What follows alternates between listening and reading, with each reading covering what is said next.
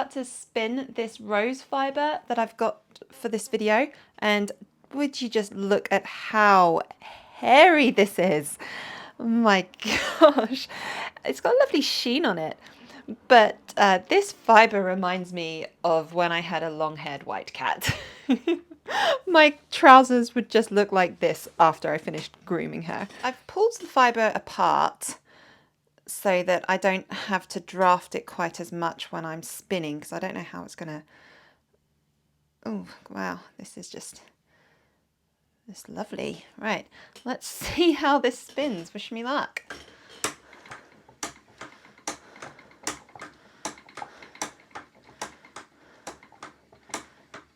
Oh, slow down, slow down. Oh, it's so slippery, it's just sliding through my fingers. And the hair isn't really coming off like I was expecting it to. I've had some fibres that are just so hairy. Oh, hang on. Come on. Right, I need to pre-draft. I can still draft and spin at the same time, but that big bit there, I did not want to spin that onto the draft, that pull. There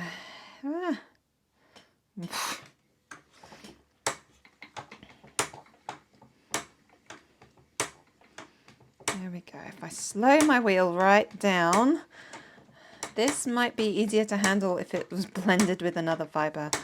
I don't know what fibre, but oh. Right, come back.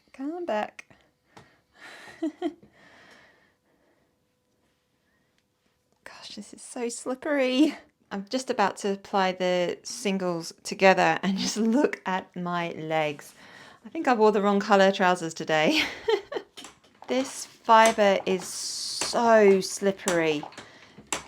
It's beautiful, but made it very tricky for me to spin the singles, because it just would just slide out of my hands, and then I'd get really thick bits like this here, if you can see it, and then really thin bits like that, and it was very difficult, but it's so shiny and soft. I'm very curious to see what this is like after it's dyed. This rose yarn has been sitting in soda ash and water for probably close to a month now.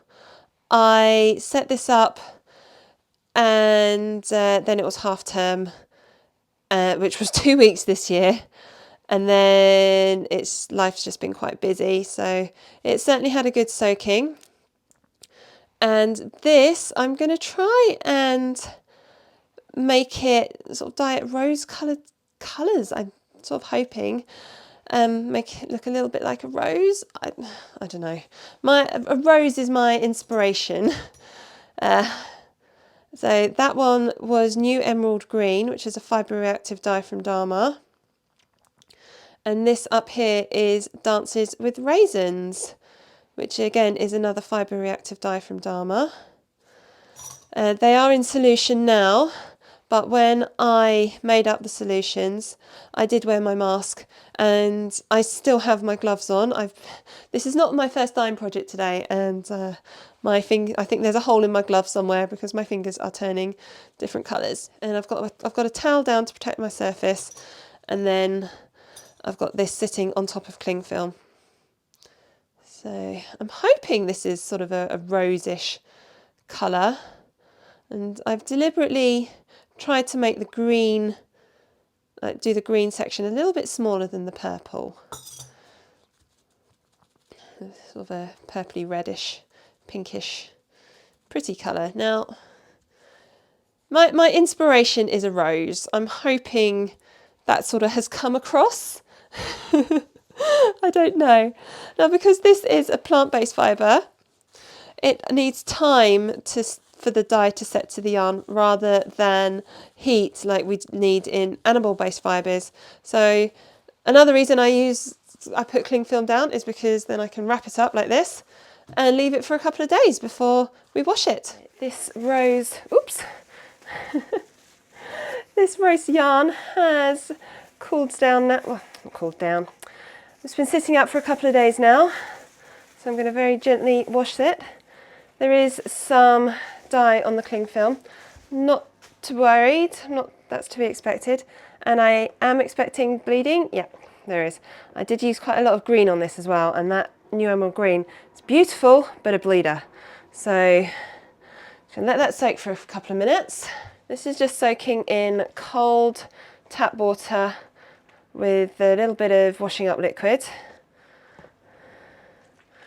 Now, I don't know if you can felt plant-based fibres in the same way that you felt animal fibres, but I'm not going to risk it, so that's why I'm not holding this under the running water. A lot of that dye has already come out, and that water is a lot lighter than it was. Now, the best way I found to wash plant-based fibres is to just let them soak in cold soapy water. I'm not going to, yeah, so there is more colour coming out, but nowhere near as much. So I'm just going to let this soak. I've got a little pot already made up of some cold soapy water. I'm just going to let this soak, and then I can change the water every half hour, however long I feel, until the water's clear. But it's actually looking pretty good already. And here we have it, my finished rose yarn. And I love this. The bit that I think makes me the happiest is this area here where the colours meet, but they don't muddy.